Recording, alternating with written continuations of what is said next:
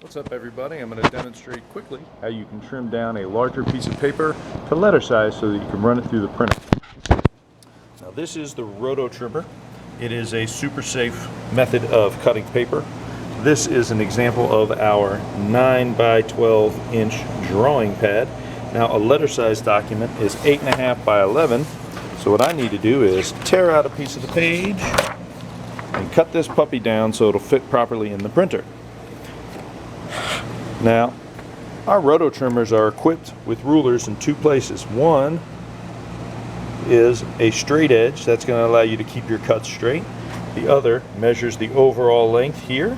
Okay, so it should be 9 inches wide and 12 inches long. Now this is the perforated edge. We didn't tear that off. So I'm going to go ahead and just run this edge underneath the plastic guideline.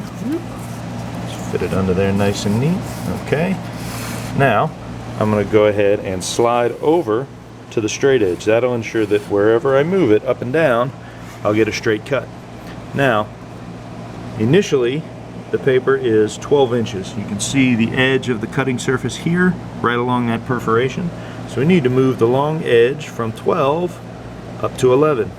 And what I really like about the Rototrimmer is that it has grid lines that allow you to follow and make sure that you're squared away.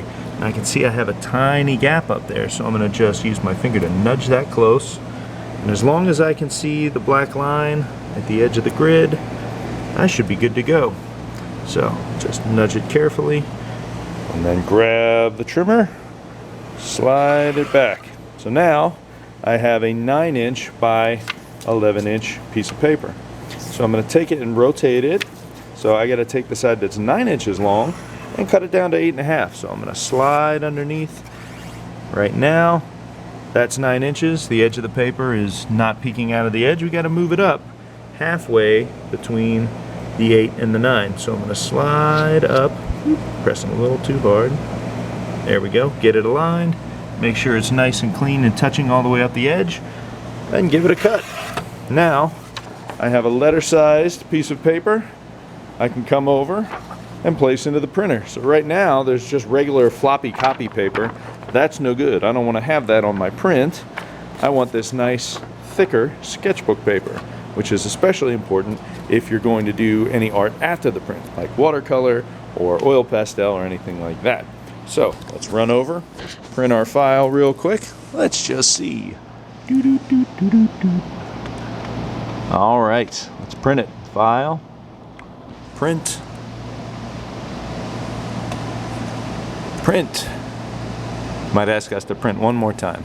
Nope.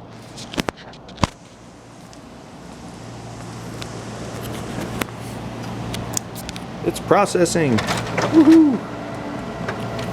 So the original version was printed out on this really kind of wimpy, floppy copy paper.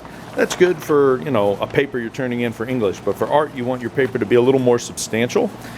And because this project is a combination of computer design and art after the print with studio materials, this is much more firm.